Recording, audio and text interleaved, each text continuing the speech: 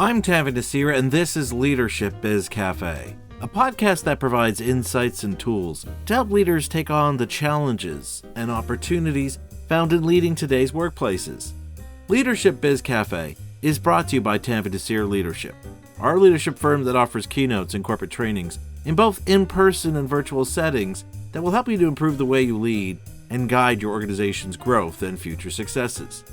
Now, if you've been enjoying my podcast and the insights and tools I've been sharing on how you can improve your leadership craft, and you're interested in having me expand on them with your team and organization, I'd like to invite you to check out my speaking page on our website at tavinasir.com to learn about some of the topics I can discuss at your upcoming event.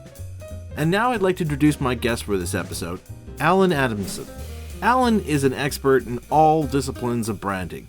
Over the course of his career, Alan has worked as a marketing executive at Unilever, held senior management positions at renowned advertising firms, and now serves as an adjunct professor and frequent guest lecturer at New York University's Stern School of Business. In addition to writing for Forbes, Alan has written 4 books, and I've invited him to join me on my show to talk about his latest one, Seeing the How, Achieving Market Advantage by Transforming the Stuff We Do, Not the Stuff We Buy, and what it reveals about how to approach the customer experience as a competitive advantage. Hi, Alan. Welcome to the Leadership Biz Cafe. Thanks for inviting me. It's a pleasure to be here. So, Alan, before we delve into the ideas you share in your book, I have to take a moment here to tell you how much I enjoyed reading the various mentions to Seinfeld in your book. But if you think about it, there's quite a few instances in that show where we see Kramer trying to come up with some new product or experience that he thinks people will get behind. But in any case, I realized that you must be a mutual fan of this show, so I knew we were going to have a great conversation here. Well, I'll try not to pepper too many into the conversation. So, as you describe early in your book, Alan, Seeing the How is about understanding the 8 lenses that we need to wear to better understand how to connect and provide some solution for the target audience you want to cater to. But before we explore those different lenses, I'd like to talk about this idea of experience innovation, where we focus more on the experience people have going through the process of buying and using our product or service.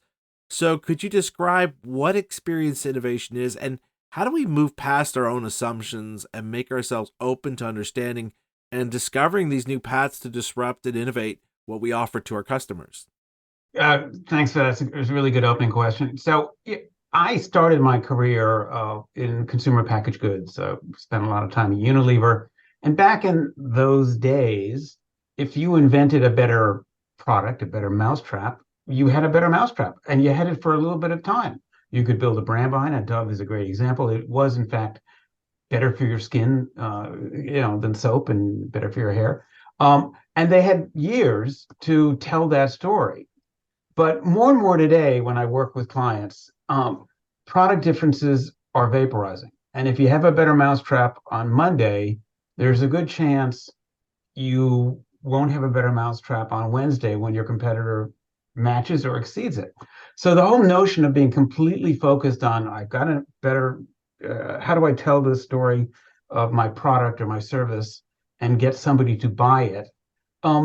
It's not working as well as it used to, because we live in a sea of sameness. So as part of that, I began to examine how are, a nice chunk of my time is spent down at the Stern Business School, and I coach entrepreneurial teams on how to position their offer, go to market, brand themselves, etc. And I started to notice over the years that more and more of these teams were not inventing better mousetraps. They were inventing different ways to do things. They were adding experiences to existing behaviors or changing behaviors, getting you to actually not just go through your routine like a robot and go to the store, go to the shelf, pick it up. But, they were just disrupting how you do things and building experiences around their product or service that provided actually more differentiation in a relevant way than just having 4 blades versus 3 blades on the razor. So to me, experience is not just having a cool experience at the Nike store or at Starbucks and somebody writes your name on the coffee cup. It is more about how do you understand my life, and can you of course, make my life easier, um, but make it different. And I'm prepared to change my behavior finally. So don't be scared of telling me that, you know, there's a different way to do something. Yeah, and I like this description you shared about the evolution of how the people, the different entrepreneurs you're working with, how their perspective is changing, because it reflects one of the points you share in this chapter of your book that I really gravitated towards, which is that we have to change the questions we ask people. That we're not simply asking them what do they want, but instead we're opening ourselves to asking questions that reveal why people do what they do, what motivates them, or what's the pain point that leads them in that direction. Exactly. So as a brand manager back in the day at Unilever, I was very focused. How do I get someone to buy this product? And I was looking at the product, and we would change the fragrance. But marketers need to be, yes, if you need to have good execution on your service or product or your offer, but you should be spending more time looking at your customer, not just asking what you want, because they can't tell you. I'm a believer in that. They can't see around corners. They can tell you what they think they want. So watching their behavior, and I'm going to serve up one just to tie back to the beginning. There was a line as part of Seinfeld's humor that he was a great observer of funny things people do. You ever wonder why people buy a muffin and only eat the top, or whatever the instance is? And so marketers need to be a little bit more like that and look at it. It's strange that when people in the market, they shop this way and they don't put things. Start looking at the customer more than you're looking at your inside the company at the conference room table with your product or service offer in the center and all talking about it. So, with this understanding of what experience innovation is, let's explore these 8 lenses you describe in your book, starting with the first one: focus in and drill down. And I have to tell you, as I was reading about this particular lens, where we find that one thing we do really well and focus on just doing that, it reminded me of this line Charles Winchester tells Hawkeye in MASH the first time they meet. And he says, I do one thing at a time, I do it very well, and then I move on. And that's exactly what I thought when I was reading about this lens. Now, over the past few years, though, we've seen many examples of software companies creating an app that offers this unique experience or ability. And then as they get more popular, the company behind them starts adding all these other features in order to compete with other apps that are in their periphery. But it seems this is the wrong approach. So could you elaborate on this lens and why having a singular focus on that one thing you do well is the key to experience innovation? Well, a couple things. One is that lots of people have the same idea at the same time. To think you have a unique piece of app, a new unique app, or a unique software solution, or a unique, better tasting lemonade, whatever it is, lots of people are going to have the same idea. I should offer this sort of, solve this sort of problems. Brands solve problems, products, companies, services solve problems.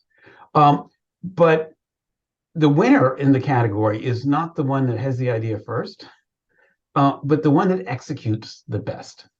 And everyone knows 101 is that great execution, as in MASH, takes focus. If you try to do 5 things, you will likely do 5 things averagely. And the other fuel of this problem is that no one shares average on social media. No one says, I bought this product and it worked.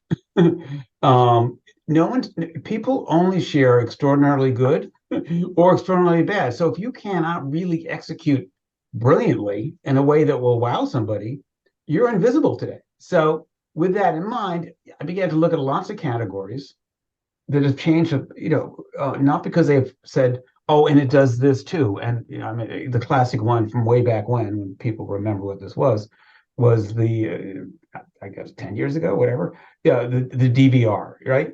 It could almost toast your toast and make you coffee.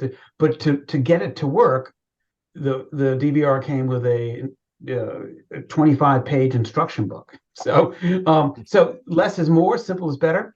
And there are many examples. The classic one was the way you used to get your eyeglasses and contacts. You would go to a store, an optical store, and then many years ago, someone said, "Gee, maybe we should just offer one part of that experience.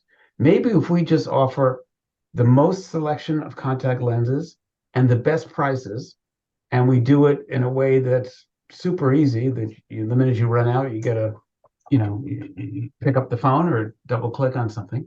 And so 1-800 contacts. It wasn't like they invented better contacts or whatnot. There were many other ways to get contacts, but they started a smarter, more focused way into it. Another more recent one I've got intrigued with. When consumers need to buy complicated things, sometimes it's really hard if you're comparing cars, especially expensive things, refrigerators. And for years, if you wanted an objective opinion, there was one major competitor offer of that, and it was an organization called Consumer Reports, and they would analyze all the cars in the hatchback, in the station wagon or the SUV category, and they did a report. But you looked at this report, and it was like a McKinsey report. Well, if you want a car that goes fast, this one has a full circle. If you want a car that has better gas mileage, this one has a full circle. If you want a car that starts on Tuesday, this. And so you look at this thing and you say, well, I don't, there's 14 Harvey balls and 3 solids. Do I want 3 gold stars? And it became impossible to use. And a couple of years back, a startup called Wirecutter said, if you need headphones and you want them for running, these are the ones, double click here. If you want headphones for playing, for noise, these are the ones. If you want to give headphones to your kids and you don't want to spend a lot, so they just cut to the chase and said, here's your problem, here's what you buy, double click, as opposed to evaluating all the ones in the category against 12 different dimensions. They focused in and said, what's really important in recommendations today is people don't have time to sort it out. They just want a strong point of view. And recently, the New York Times bought Wirecutter. So for people that believe the New York Times is a credible source of information, the combination of Wirecutter and the New York Times comes together in a powerful way.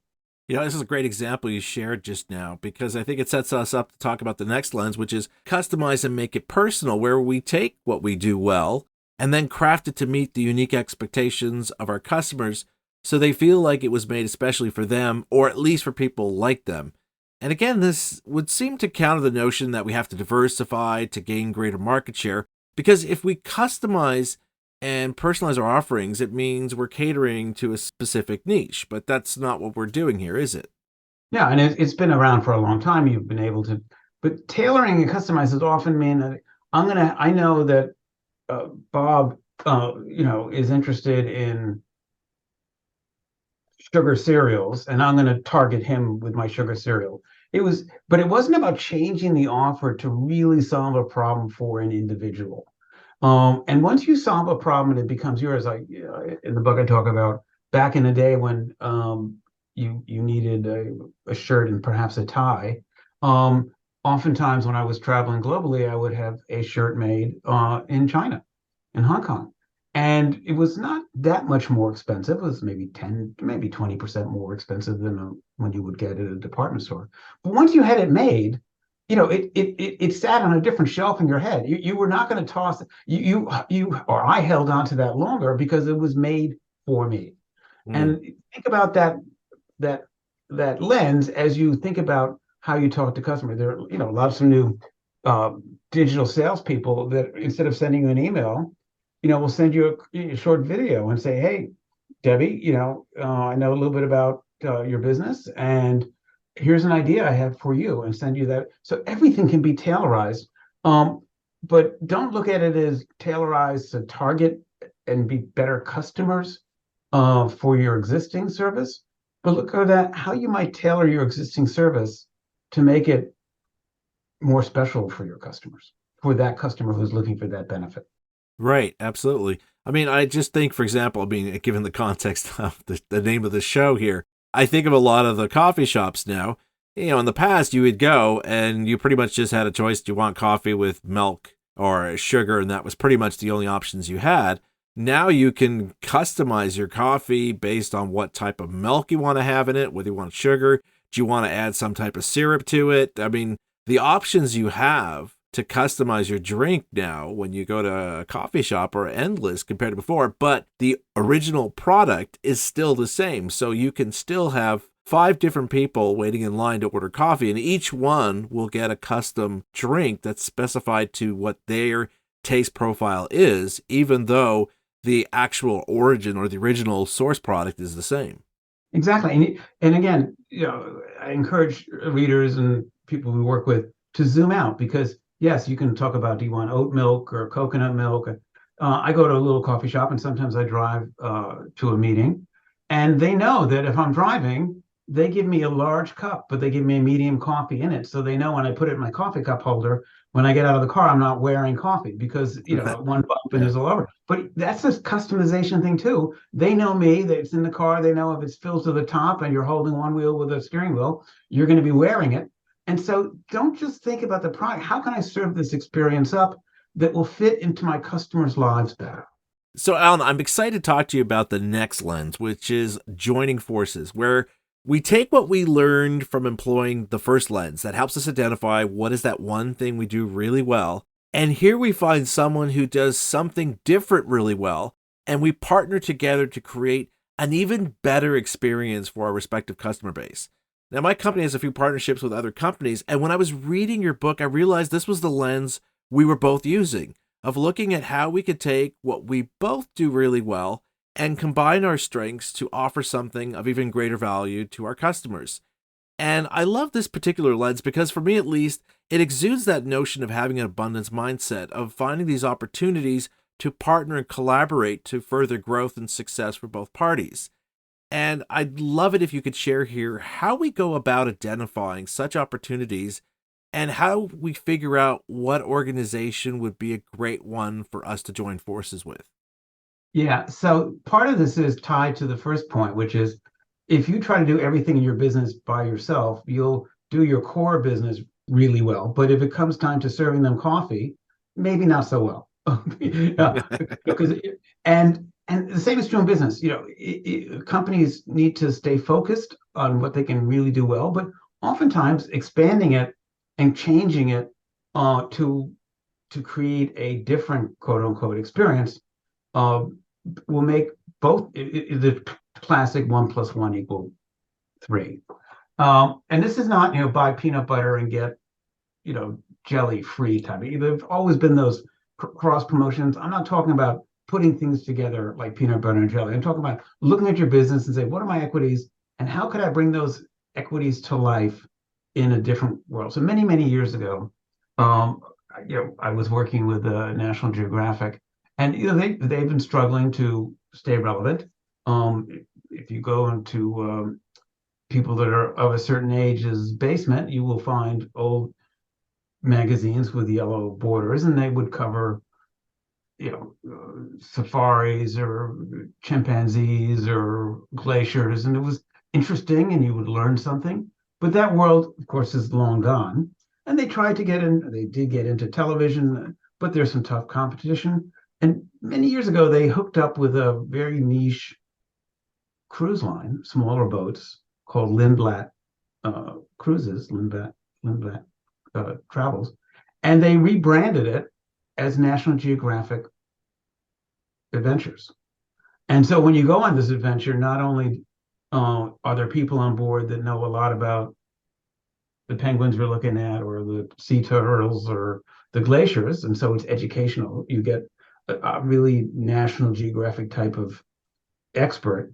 But if you're taking pictures, whether it's on an iPhone or an old-fashioned camera, they will tell you how to get the picture of the penguin smiling perfectly.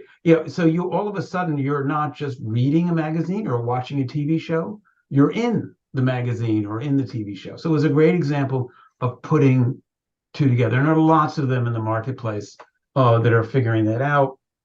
So not so much for promotion, but how could you take your core offer and bring it to life in a different experience dimension way, and find a partner that can do it for you, as opposed to you doing what big companies used to do. Oh, we'll just add it on. Because the stronger the focus, the stronger the brand, the stronger the execution. Yeah, and I think this lens also becomes that reassuring one, that if we go back to the first one where we're drilling down and focusing only on that one thing we do really well, again, this goes counter to what a lot of companies are thinking they have to do, which is that they have to be that all-in-one stop for their customers, that they got to corner the market, if you will. And this helps them recognize that no, what you have to do instead is by developing that one thing you do exceptionally well, where you create real value and you can customize it to the needs of your customers, you can then find that partner out there who can complement what you do and thereby create even greater value for both customers. I mean, a classic example is also a little bit older, but Best Buy, like many electronics, we just used to sell lots of brands, and you would rely on that salesperson to tell you the difference between brand A and brand B. And you know, they really didn't often know because they were in a category that was complicated, whether it's music or sound or television, or and so all of a sudden they realized, well, gee, why don't I bring those brands to life? So there's a Microsoft section, there's an Apple section of the store where you can actually speak to a Microsoft person or a Sonos expert or an Apple person and have the benefit of seeing them all in one, like a trade show, but knowing that when the person in the Microsoft booth is talking to you about their product, they actually might know something about it and will be a good advisor. So again, they could have, like, for years, every electronics store just piled all the products on the shelf and said, come to this store and we got everything.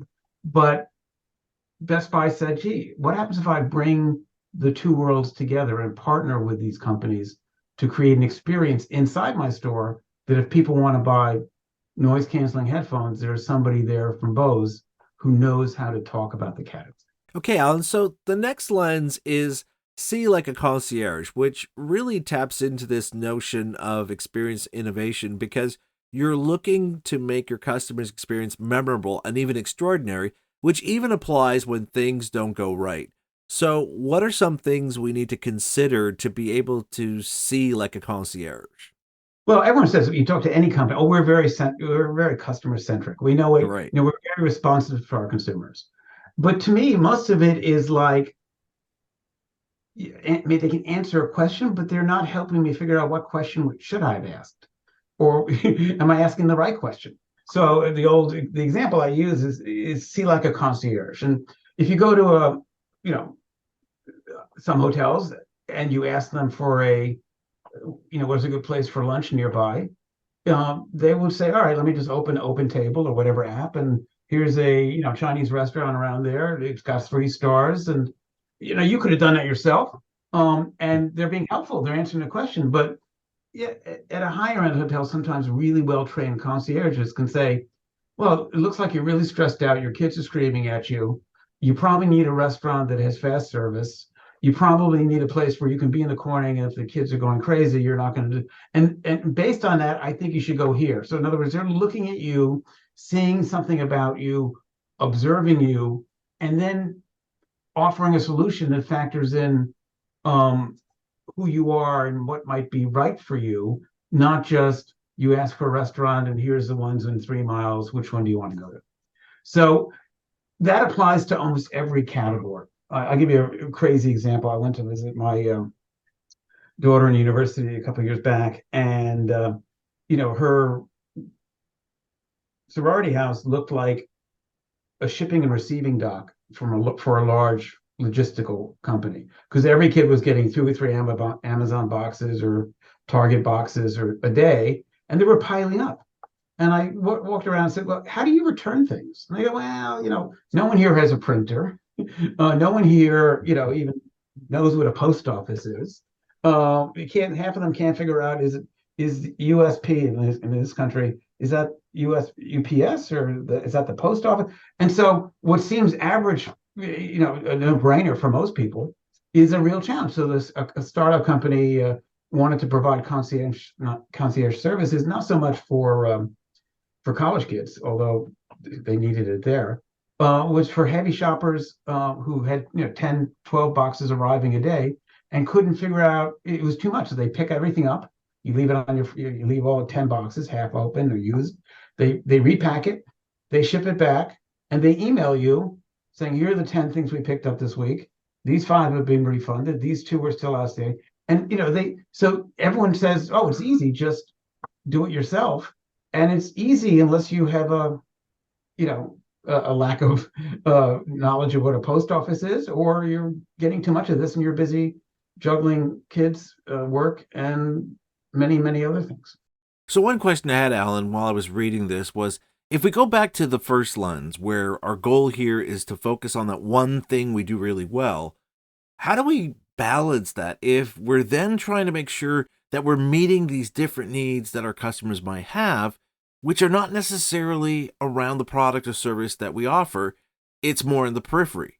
Like the example you gave of going to the hotel, and we're kind of curious about finding some good places to go eat, that maybe the hotel could provide some ideas. So, how do people balance knowing when there are things that they should focus on, that this is what we do really well, and what are the areas that they should also expand and broaden their understanding and awareness to improve the customer experience they're providing?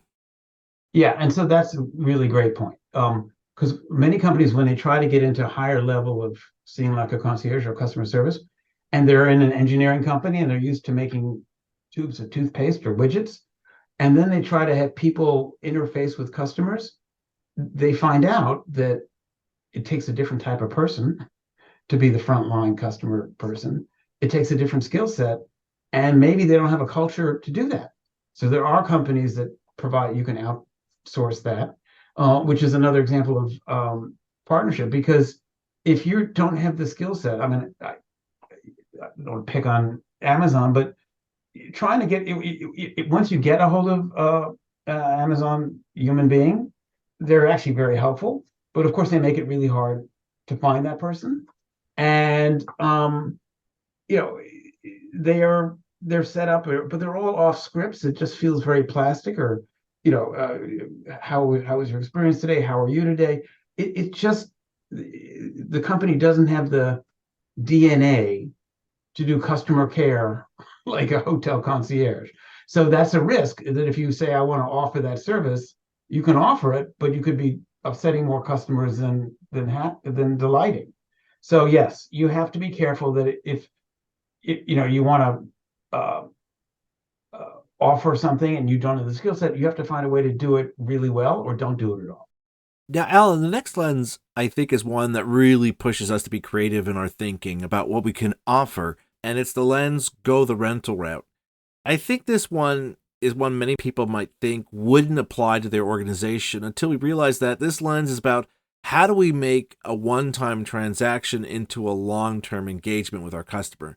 So, could you share, Alan, how do we go about making that pivot?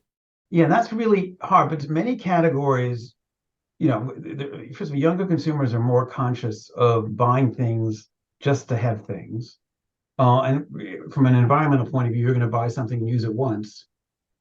Not only is it an economic pain, it's also, now it's going to take up space, and now, so the sharing economy is growing. But um, more and more categories are realizing that you don't have to own everything, and many consumers prefer not to own, particularly honest. I'll give you a new example. If you go into my basement, there's a good archaeological journey, and I have lots of Lego blocks and toys and things that my kids long outgrown, and they're waiting down there patiently. But if you live in I live in New York City as well, and if you have a small apartment, you have a young child, you go to somebody's apartment in New York City, and they have two young kids under 6. There's all sorts of stuff hanging around that the kids use for a year or 6 months, and it's really hard. And so this company called Loop said, I'm going to target new parents, and I'm going to rent stuff that they will need for a year or 6 months so they can use it. It's best in class. It's the safest bouncy seat. It's the safest high chair. It's the safest block toy. But when they're done after 6 months, we'll take it back, clean it, and send it to somebody else. So all of a sudden, you're renting something that for years people just assumed they needed to buy. And more categories, I think, are going to start changing. And so if you have a product that's really important, but you're not using it every day, like a toothbrush, think about, are there different ownership models that might be really relevant to certain targets, and offer them a rental option. I mean, when the idea for this came to me a long time ago. It's not new in many categories, but during a storm, a tree fell over, and I needed a chainsaw to get out of my driveway, and I I tried to go to the hardware store and say, can I just borrow this for the day? But I had to buy it. I had to learn how to use it. And I cut the tree down or cut the tree so I could get through the driveway. And then I put it in the basement. And a year and a half went by, never used it. Another storm, I tried to turn it on and it didn't start because it sat too long without you. In other words, if I could have rented it, I would have paid, good money to rent it, have it work, and return it so that the next time I needed it, it would be in working condition. Then, so think about lots of categories: cooking stuff, kids, not quite clothing yet, but many, many things might younger consumers might be open to renting it, not owning it. Okay, Alan, so we're now at lens number 6, which is approach things as a broker. And here again, I think this is a lens that is not as apparent and really gets us to move beyond how we see things, because this one is about dealing with a two-side market, that we see two sides to a situation. So I think it'd be helpful here if you could explain, what do you mean by seeing two sides of the same thing, or a two-sided market, and how do we go about applying this lens? Well, this is an easy one to get in theory, which I'll get to in a second, but a really hard one to execute. So, Uber is a two-sided market. Early, they found drivers who had cars and people that needed to get places, and they matched them. Airbnb found people that wanted to stay in a different type of hospitality experience, not a hotel with one room and a restaurant, but something more unique and interesting, and Airbnb with. So lots of dating apps sprung up for years now, different types of groups connecting people.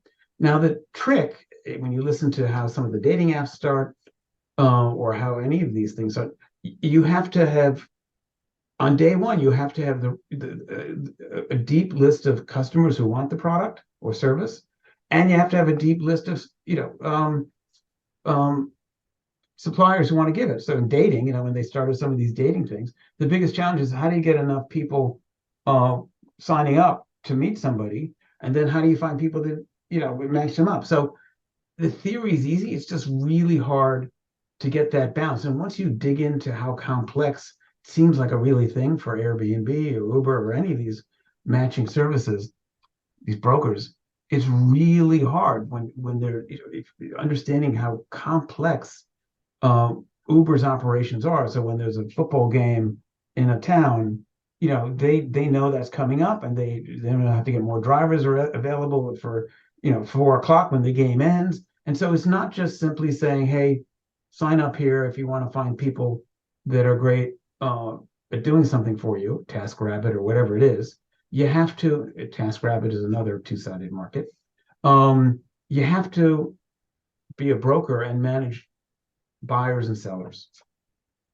Harder to do, but great businesses because there's no overhead. You're not buying, like the taxi fleets, a lot of cars and training a lot of drivers, but you're bringing two worlds together. So we have two more lenses that I want to explore with you here, Alan, especially this next one, which is explore virtual options. Now, this lens is clearly one that most organizations are struggling with many people arguing that we need to do most things in person. But I love the personal story you share in this chapter about your personal trainer, for how it explains how we should be using this lens. So I was wondering if you could share that here to help us better understand this particular lens. Yeah, I'll give you two quick examples. So this was a startup, and there's a lot of virtual training going on because of the pandemic, and still lingering for people that got used to doing jumping jacks in their family room and not going to the gym. But it's all the basic same way. They watch you through your phone camera or computer camera, and if you're look like you're out of breath and you sound like you're out of breath and you look like you're doing something close to a jumping jack, they say that's great, do 10 more. But in some training, how you do things matters a lot. Yoga, Pilates, other weight training. And so this startup company put a couple sensors on your arms, little bands you wear on your arms and your leg. And not only can they see you, they can really see, if you're doing the movement correctly on their computer phone. So it's not just trying to squint and saying, did he really touch his toes there? I can't see it, the lighting. But just using some technology to make the virtual more real. It's called Yoga Notch. But there are many other businesses that are just taking the simple thing of virtual. And how can I change the experience? When you used to get your car repaired, you went into a car dealership and they said, well, I'm sorry, Alan, you need a blank, blank, blank, and it's worn. You need a YXZ, and it's going to be $400. And they would say, that's the price. And, you can't see it. You don't know really what the person's talking about. And all right, fix it. I guess I need a blank, blank, blank. I took a newer car a couple of years back, year and a half, 2 years, to its first service in the dealer. And I get a text saying, we've examined your car. Please look at the next video. Open the video. They're under the car. They're saying, we're going to show you your brake lining here with a little camera. And here's the tire tread. And all of a sudden, you're doing like a tour under your car in the motor. And you're seeing it as they give you the voiceover. And you believe, oh, yeah, oh my goodness, I have ball tires. So just think about virtual things to solve problems, not so much for new worlds, like I think virtual training is a pretty new world, but for the old world of and even home repair. I've done some home repair, and you call up and they say, well, did you put part A and part C, and is it connected with screw D? And you go, oh my. But some of the newer companies are saying, wait, just click on the website. Let me do a screen share with you, FaceTime. No, Alan, you've got part E, and that's why it's not. In other words, all of a sudden you could have a professional installer behind you telling you you've got the wrong part. Whereas before they'd say, well, we'll send you some instructions, read them, and good luck. So everything you do can be enhanced if you're virtual, but it's not always the ones you expect, and you have to keep it. You zoom out and say, how can I make this customer's life easier? Just sending them a little instruction manual as to how to replace the drain may not be as good as sitting next to them on the computer and telling them they've got the wrong wrench and the wrong screw and they're turning it the wrong way. And I like this example you just shared about the garage, Alan, because I think it actually also reflects the last lens you describe in your book, the lens of getting close to the customer. Now, we just talked about this lens that looks at virtual options, which, again, I think some people might assume makes us move away from the client. But I think the example you just shared about the garage, and as we point out here in this part of your book, this lens is not just about proximity, but it goes back to what we were talking about with the second lens about personalizing the experience, where here we're looking to use empathy to better understand our customers so we can better meet their needs.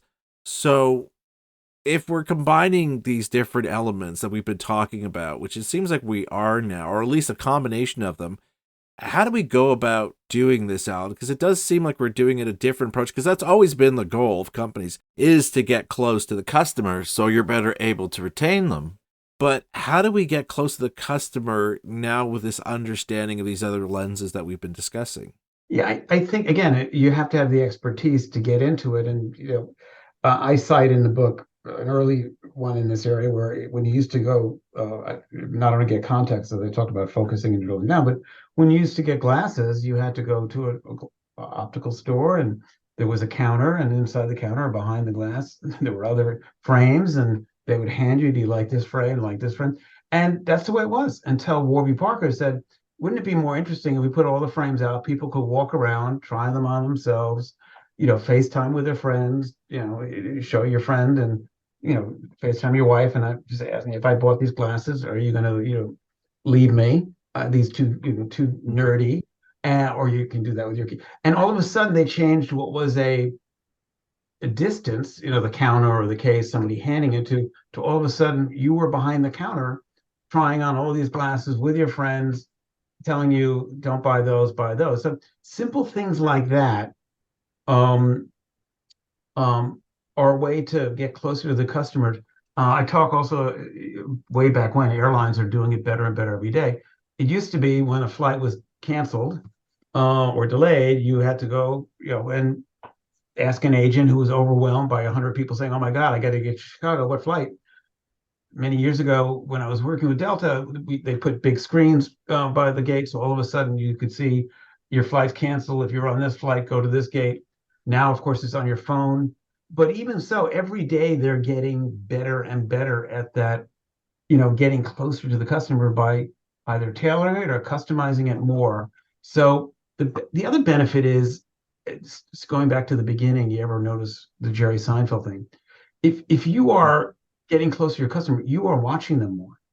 And if you're watching them more or interfacing with them more, as opposed to them buying it from a retailer and then only calling you when it breaks, or maybe just when you need a new one, um, you are going to see opportunities to say, gee, I wonder why we don't do this or somebody else does this. So part of it is it forces you to not just read a research report, because lots of companies say we're customer centric and they look at 92% net promoter score, 42% return. They look at data, and data helps, it's important, but it doesn't necessarily, because people may not complain about things that they didn't think you could solve.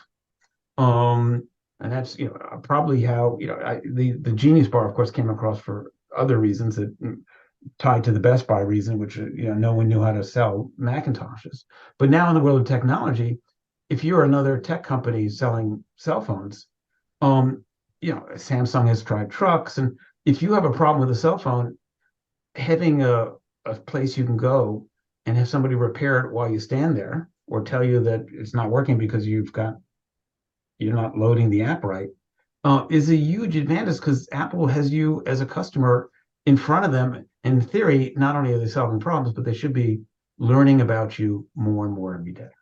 Well, this has been a fascinating conversation, Alan. And I love how what you've shared here really helps us to move past our understandings and perceptions of what we think our customers want, to see the terrain, to better anticipate where are the opportunities for us to meet and hopefully exceed customer expectations, if not also helping to gain clarity over what we should be focusing our efforts on to really develop that niche that becomes uniquely ours. So thanks for coming on my show and for the thoughtful conversation, Alan. And also for the little Seinfeld mentions you peppered in there. I hope you enjoyed it, and it was a pleasure being with you today. If you'd like to learn more about Alan and his book, check out the show notes for this episode on our podcast page at tavinasir.com/LBC. And if you're interested in learning more about my speaking work, please check out my speaking page on my website, where you can learn more about the topics I share in my keynotes and corporate training sessions, as well as what leaders in attendance had to say about the insights and ideas I shared at these events.